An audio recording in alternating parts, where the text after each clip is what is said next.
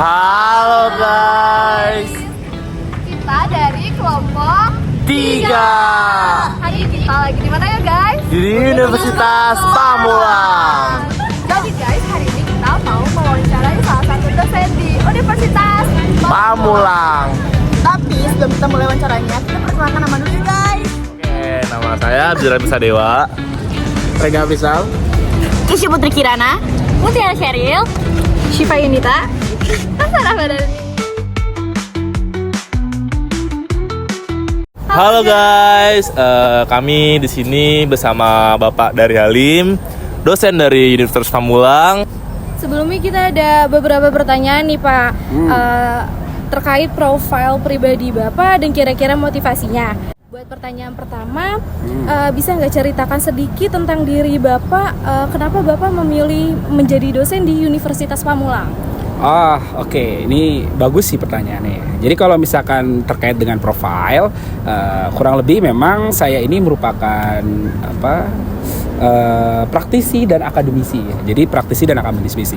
Bedanya adalah kalau praktisi itu dia hanya mempraktikkan apa yang dia tahu gitu ya. Contoh misalkan chef, dia kerja di chef gitu ya. Nah, tapi dia tidak menyebarkan ilmunya gitu ya. Nah, kalau saya memang adalah suatu praktisi. Saya merupakan humas juga ya di salah satu instansi pemerintahan juga di salah satu kementerian, dan kemudian saya mencoba untuk menyebarkan ilmu yang telah saya lakukan gitu ya untuk orang lain, untuk orang banyak gitu. Maka kenapa saya disebut sebagai praktisi akademisi. Motivasinya sebenarnya jelas dari saya kecil. Saya itu pengen bercita-cita memang menjadi guru besar gitu ya. At least dulu pas waktu saya belum mengetahui dosen gitu ya, saya nggak tahu, saya cuma pengen jadi guru besar.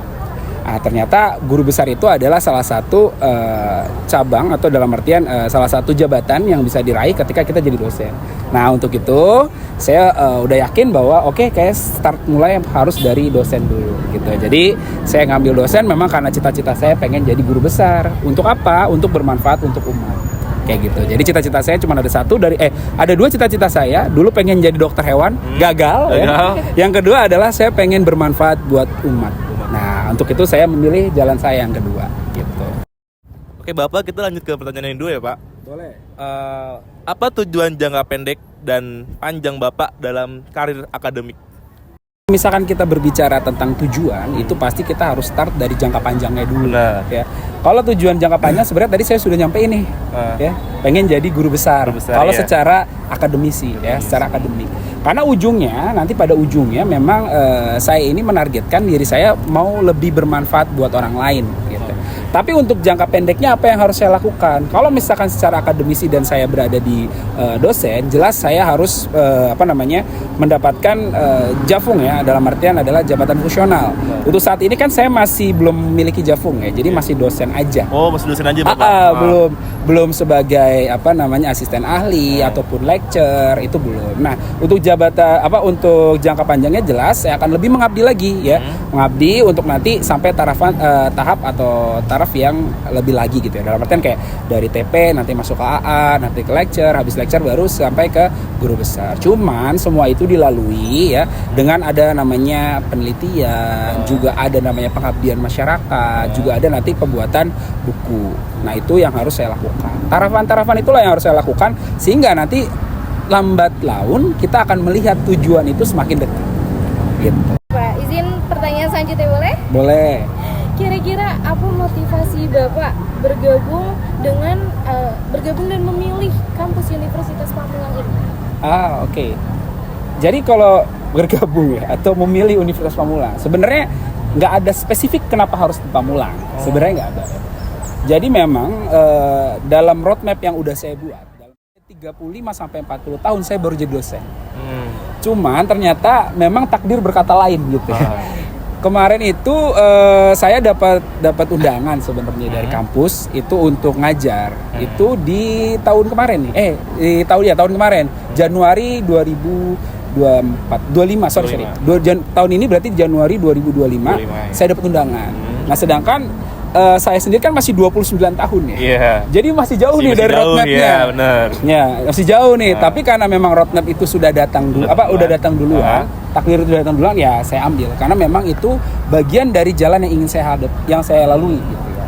Jadi kalau misalkan ditanya motivasi, jelas motivasi terkuat saya memang itu ada cita-cita saya. Itu yang paling utama ya. Yang kedua, saya sudah memiliki roadmap tadi, Mbak. Ya, untuk jangka panjang dan jangka menengah maupun jangka pendek gitu ya. Dan yang kedua, meskipun kita tahu orang itu jadi gini, ketika saya itu berpikir ya, saya selalu berpikir nih, kalau saya pengen tahu masa depan, maka pikirkanlah masa depan. Contohnya gini, kalau kita itu udah dapat apa yang kita inginkan, apa yang ingin kalian lakukan gitu. Nah, dari situ saya berpikir, oh kalau misalkan kita udah kaya, misalkan atau udah punya segalanya gitu, tapi kita nggak bisa bermanfaat buat orang, buat apa? Ya, harta kekayaan kita tuh buat apa gitu. Makanya itu yang menjadi motivasi paling kuat saya kayak gitu sih. Yang keempat ya Bapak. Boleh. Pak, bagaimana sih gaya mengajar Bapak serta cara melibatkan mahasiswa agar aktif nih? Iya. Gimana tuh? Ini menarik ya. Iya menarik. Kalau seperti kayak Menteri Purbaya kan? Ya, dengan cara benar. Jadi saya kan orangnya seneng Gojek ya. Iya. Gokar ya. Enggak, maksudnya bercanda. Bercanda. Jadi saya susah mungkin memang ngebawakan suatu materi itu disesuaikan. Jadi gini Mas. Jadi saya itu ada satu penelitian yang saya buat dan saat ini juga udah terbit, bisa Mas lihat juga di Jupin gitu ya. Itu tentang communication pattern ya. Jadi pattern komunikasi dari tiap generasi. Nah, saya pelajarin tuh. Ya, mulai dari generasi X, generasi Y, generasi Z, ya kan? Sampai aku dapat teorinya nih, ya kan? Udah dapat. Nah, itu yang saya pakai. Jadi gaya bahasa saya ketika saya ketemu sama anak-anak Z, ya, generasi Z, saya akan mencoba menarik atau mengambil bahasa-bahasa yang memang dipermudah. Contohnya, misalkan kita berbicara tentang karakteristik. Ya. Karakteristik mungkin bahasanya lebih ke akademisi ya, karakteristik. Saya akan ubah menjadi sifat. Nah, sifat kan mungkin lebih mudah dipahami sama orang lain. Terus juga format. Format ini kan bahasanya akademisi sekali ya. Saya akan ubah kata format itu menjadi jenis. Ya, jadi format itu sebenarnya sama maknanya dengan kata jenis. Nah, pembahasan, habis itu pengubahan kalimat, itu sering saya gunakan sehingga mahasiswa itu paham. Itu untuk cara saya menyampaikan. Ya. Yang kedua, selain saya mengubah cara pola saya mengajar bahasanya, saya juga mencoba untuk membuat teman-teman ini pusing dengan logikanya dia sendiri. Ya. Jadi kalau saya menyampaikan terus-menerus, maka dia nggak akan nangkep. Jadi saya kadang memberikan beberapa pertanyaan simple gitu ya. Saya contohin adalah misalkan gini Mas, Mas belajar tentang dasar-dasar hukum, dasar-dasar humas. Belajar. Apa yang dilakukan sama humas? Tentang hubungan masyarakat? Ya, apa yang dilakukan sama humas paling utama adalah bagaimana humas itu menjaga tentang reputasi dan citra. Citra ya, dari perusahaan. Citra dan reputasi. Nah, sekarang pertanyaannya adalah apa itu citra? Citra sebuah mungkin ini sih, apa ya? Dor, aduh. Jadi ya kadang mahasiswa bingung ya ketika dikatakan. Nah, kenapa saya menyatakan itu sehingga mahasiswa itu saya coba untuk utak-atik logikanya. Ketika dia bingung apa itu citra, oke saya bantu. Jadi ada citra dan reputasi, di mana citra dan reputasi ini kadang saling berimpitan gitu ya. Ya kan, nggak bisa nih dua-duanya dipisah ya. Citra itu bagaimana sudut pandang orang lain melihat. Reputasi adalah kumpulan daripada citra. Nah, saya akan menyampaikan itu. Jadi saya kasih dia bingung, udah sampai titik bingungnya saya kasih tahu.